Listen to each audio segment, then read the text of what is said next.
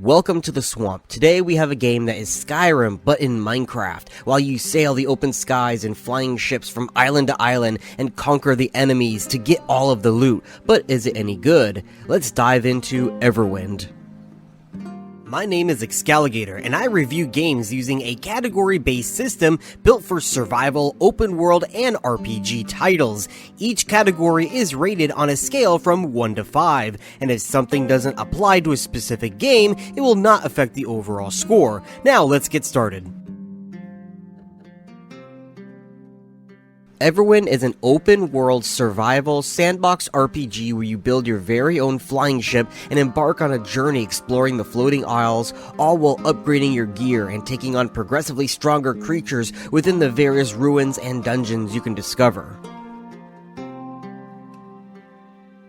This game requires a middle-of-the-road computer when it comes to the processing and really even the graphics, though it doesn't require a ton of space on your hard drive to install.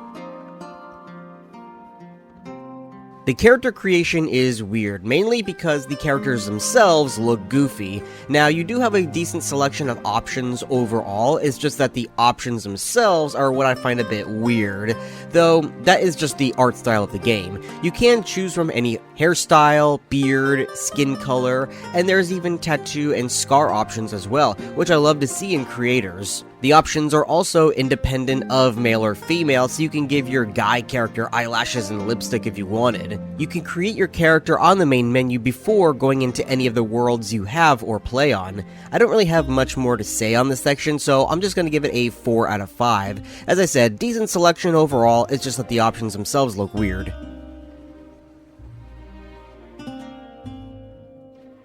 The game starts you off with a brief cutscene waking up on the top of a tower. As you wake up, you are only given a temporary weapon to fight with, and you will slowly make your way down. On the left, you will have a quest guide to be your tutorial. Each level you descend down will have a new lesson, from combat to cooking, harvesting your own ores, and making them into ingots, then into a proper weapon.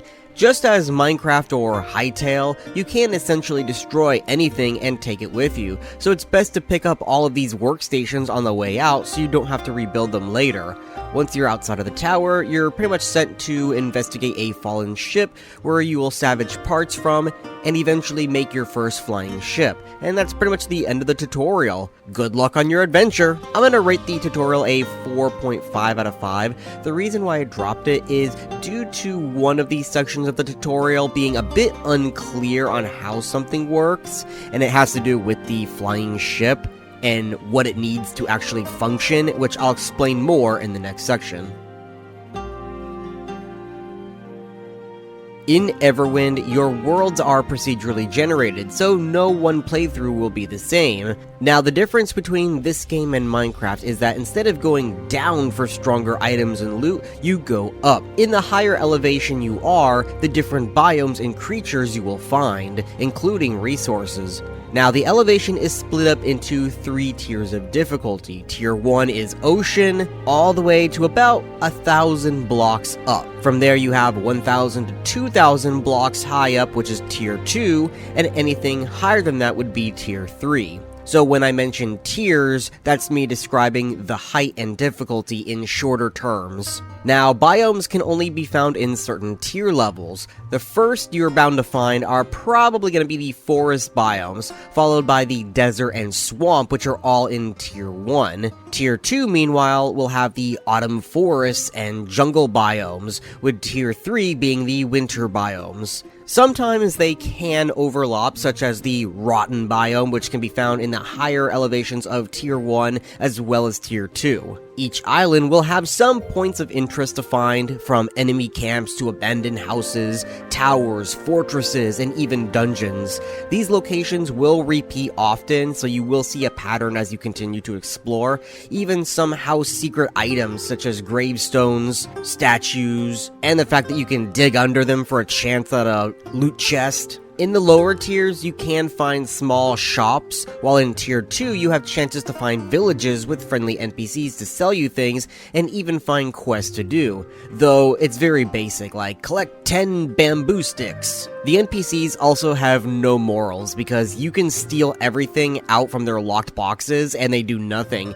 Meanwhile, if they kill an animal and you pass by and happen to passively pick up the dropped items from the animal that the NPC killed, they'll call you a thief and attack you. In order to navigate the open skies, you will need a flying ship, which will also serve as your spawn point if you die. You automatically will have a compass tool, which allows instant teleportation back to your ship, which is great because I may have fallen a few times off of these floating islands. It's a great way to get back quick after resource gathering or dungeon delving as well. The compass can also turn into a spyglass, which you can use to see how far an island is, or if it has a dungeon or not, which is great. It also will tell you if an island is explored or not, though when you man your ship, you will see it more clearly with an explored tag over the island. Now, the reason I was a bit annoyed at the tutorial is because it failed to really teach me how the flying ship worked. I had to figure it out myself.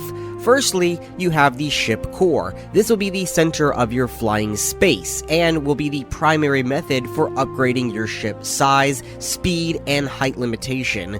From there, you will need to craft several components to make it functional. You will have your controls, which will let you pilot the ship.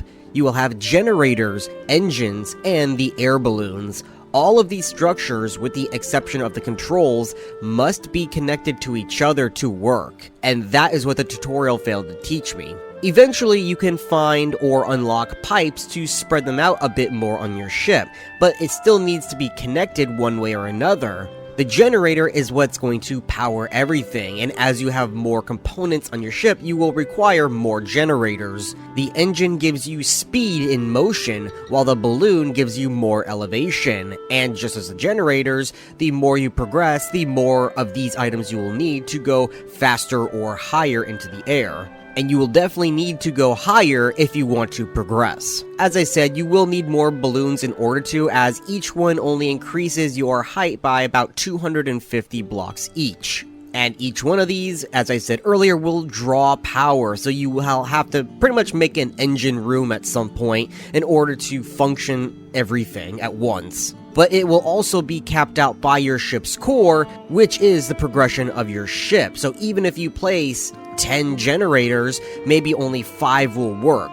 You will need to purchase upgrades with a chunk of gold as well as resources found within the tiers that you are currently built for. One of these upgrades also affects the size you can build your ship, which is shown to you with a red dimensional box when you have a building block in your hand. You start off at about 9x9 cubic block size around the core, and then eventually you can go to 11x11 or 20x20 and so on. The only downside to your ship, especially at the start of the game, is that it is extremely slow and will take forever to get anywhere, though you will want to take it with you everywhere because it is more beneficial to build your base on your ship rather than on an island to return to, because the world is so massive and it takes forever to get anywhere and back and forth.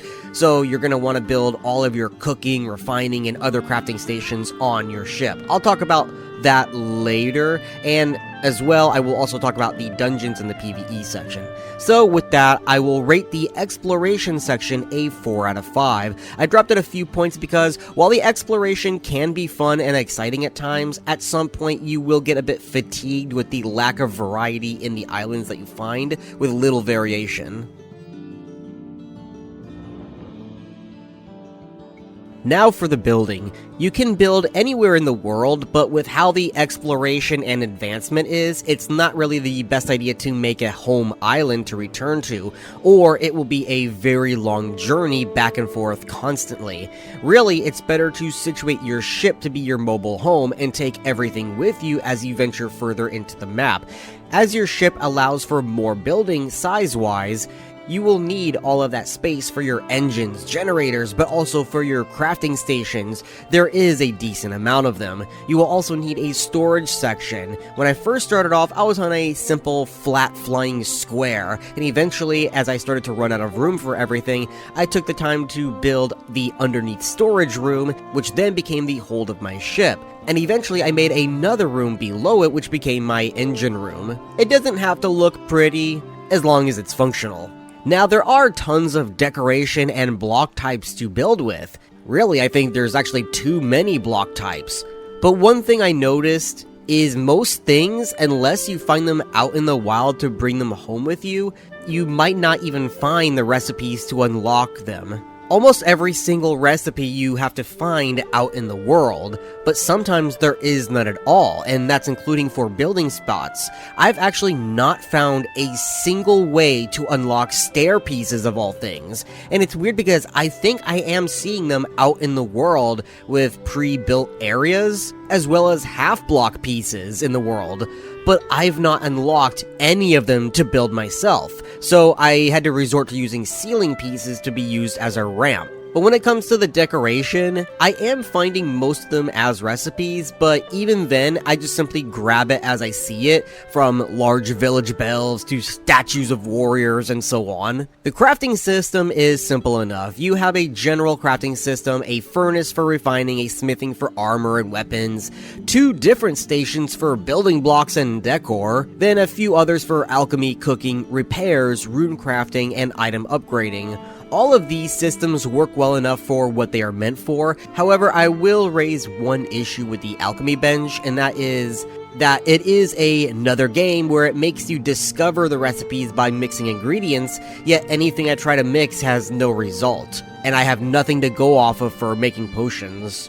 I really hate when games do this unless they make combinations for literally everything, even if it comes out as a trash item, so it is a bit of annoyance for me. Farming is simple enough. You make a plot, put in farming soil, and then seed it. You get seeds by using shovels on fruit you find in the world for a chance at a seed, though it is a high drop rate. You will need to keep the seeds watered to keep them alive. Once grown, you can loot them and the cycle will start again. I will say that I hate that the same button to loot is the same to disassemble, so I've gotten annoyed with that. Sometimes I'll go to loot a crop and it double clicks and then it completely takes it out of the pot as well. And then later on, some crops will require certain altitudes to grow. Also, do avoid the rotten biomes as they will completely kill your crops. Now, the biggest issue that I am really pissed off with is that in order to progress from Tier 1 islands into Tier 2 islands, you will need iron ingots in order to upgrade and go higher. However, iron is really only found naturally on Tier 2 islands, which spawn above the 1000 block marker. I sailed for literally an hour to find any island that was like just out of reach so I could build a scaffold upward to the underside of the island and mine up tiny bits of iron just to barely scrape by.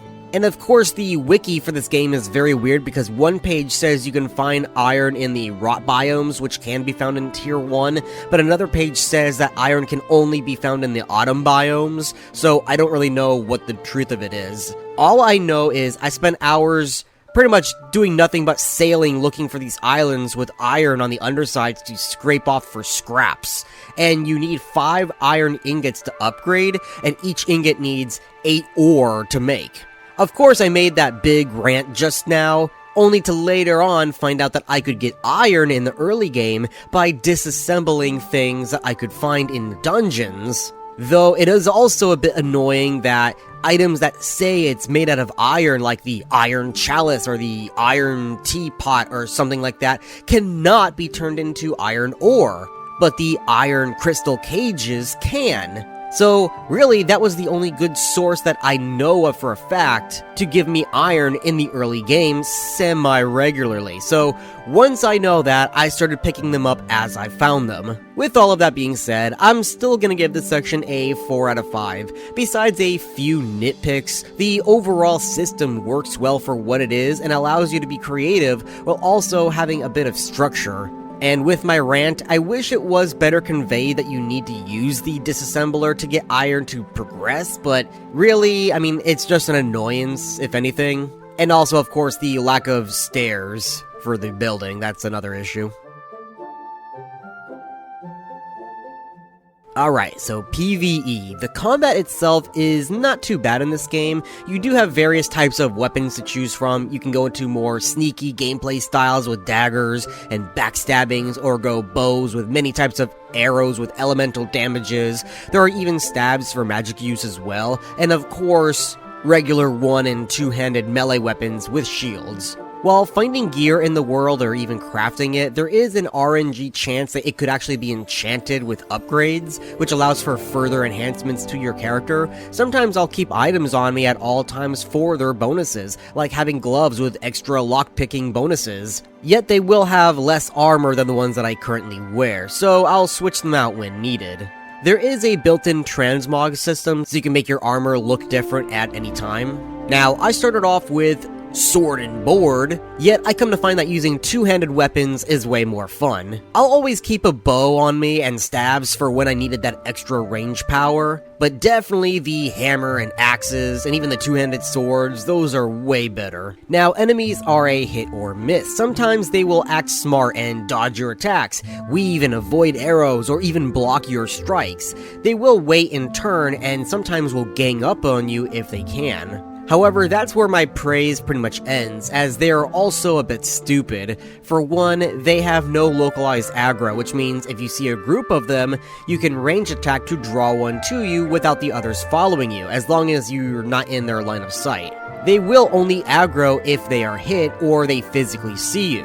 You can also find ways to cheese fights by standing too high for them to reach, or sometimes I've noticed if you stand just too low, they won't jump down, and sometimes if it's just a few blocks deep, not only will they not follow you, but they'll try to swing and they'll just completely miss because you're just below their swing range. Both in the world and within locations, you can find bosses to fight, usually indicated by a green or purple glow, which indicate that they are an elite, so more like a mini-boss if anything. They'll also have things like elite in their title, which gives it away. These bosses will hit like a truck, and generally have double or more health than the regular mobs, though some of them I've noticed are very slow and are easily kiteable. There are also world bosses that are massive damage dealers and have all of the health in the world. They are more common as you get higher in elevation, but so far I've already found 2 of them in my playthrough.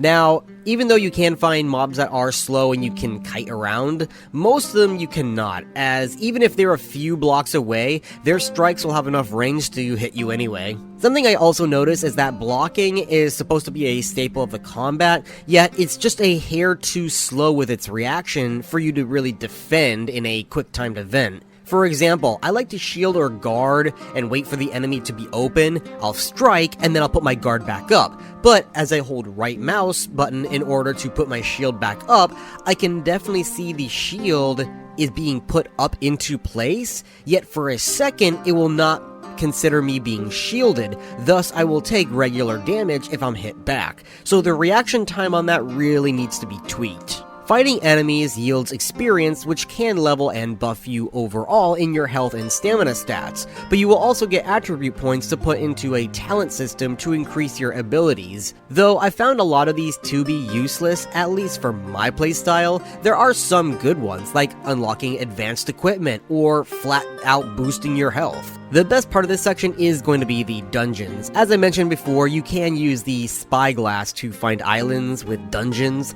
They are very easily found once you are on that island, as they tend to go deep into the earth. Sometimes you will need to open the way, as a swamp biome I found, the entrance to the dungeon was actually underneath a ruined chapel, and I had to break a metal grate in order to access the staircase. The dungeons themselves are randomly generated and will often be non-linear. You can have breaching hallways, multiple levels, traps along the walls and floors, even dungeon-unique things such as healing pillars, which will offer you a certain amount of greater heals to you depending on how many orbs there are. There are also sometimes repair benches you can find halfway through, which is good for quick fixes while in the middle of delving, and tons of hidden chests to loot from. You do need to keep your eyes open for the boss battles, as well as golden chests, which have valuable items within.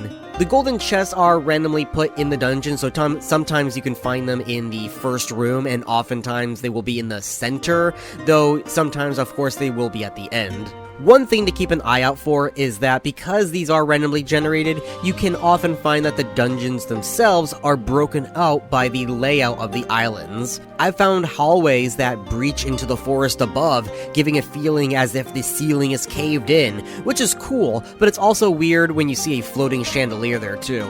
Now that isn't too big of an issue. The bigger ones are when the dungeons breach out to the outer edges of the islands, because then you can have them suddenly be cut off and go into the open air, which means your delving experience can be cut short, or sometimes you will need to build yourself a bridge to cross a large gap. I don't mind the latter. It leads into the creativity of a sandbox game, making yourself a bridge to cross into the deeper areas. Though the last nitpick I do want to bring up is the lack of variety with the enemies. In the biomes, you will have very few fauna that is repeatedly seen, and for most of the game, the primary enemies are going to be pretty much just skeletons. Now, there are other enemies out there, like steam automatrons, sometimes golems, little goblin dudes in the jungles, or wraiths and trents, but often, more than not, you're gonna find just skeletons, and it can get a bit boring when that's all you ever find. So with that, I'm going to give the combat section a 4.5 out of 5. It's a decent system overall. I love the dungeon spelunking, and a combination of the nitpicks is what really drops the score a bit. So as of right now, it's still really early into the early access, which can forgive some of my earlier complaints about the lack of variety, as it can be solved later on. I don't have enough data to fully form an opinion on the time frame of the updates. However, they have already released a couple of hotfixes and a little bit of content since their launch. According to a dev post that they commented on someone else's comment on Steam, they also plan to have mod support in the future and will continue adding more content. Now, there is a bit of talk already about having paid DLC. However, when I looked at it, it's really just a cosmetic gear set for a few dollars, so I really wouldn't worry too much about it, as it can be easily ignored. With that being said, I am not going to be rating this section.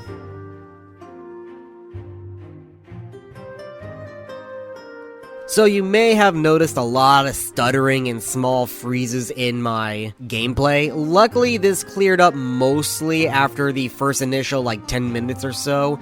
I would say probably throughout the whole playthrough, it does happen occasionally, but not as often as it did at the very start. I assume it's because the game was generating and loading in all of the nearby islands at once. After that, I didn't really get the stutters as often, as it only had to, generate a couple islands as I continued branching out rather than all of them at once at the start. I didn't experience any crashes, and I didn't really get a lot of graphical issues or gameplay elements that I noticed, but I will say a system that I find annoying, this is not a bug, it's just an annoying thing, is that when you label your storage chests, you don't really see their labels unless your compass is out, and that really makes no sense to me, because why bother labeling them if you can't see it unless you have your compass out, and I don't want to have my compass out every time I want to see where a chest is. So yeah, that's just an annoyance, it's not a bug, but that really needs to change.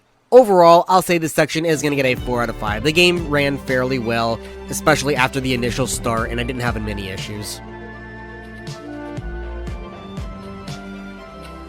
My overall score for Everwind is going to be a 4 out of 5. In essence, the game itself is one that has tons of potential, and it is fun for what's available and runs fairly well. The issues mostly boil down to the fact that it is still early in development and lacks variety in its content, from the biomes to the creatures and so on. But this definitely is a game to keep your eyes on in the future for when it does add more things to see and do.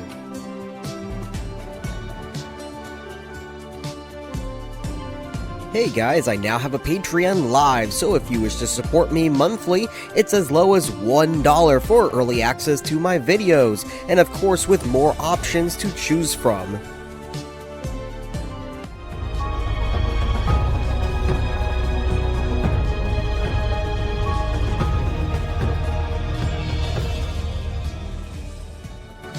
That is the end of this video. If you enjoyed this review, make sure to subscribe. I'll be diving into more in-depth reviews of open-world sandbox RPG games, including ones no one ever talk about, buried deep in the darkest corners of Steam. Some of them even look like the muck at the bottom of my pond. For pure gameplay content, check out my second channel, Excalligator Gaming, where I post full narrated playthroughs, funny shorts, and streams. Do you have a game that you think I should cover next? Drop it in the comments below. Florida Gatorman out.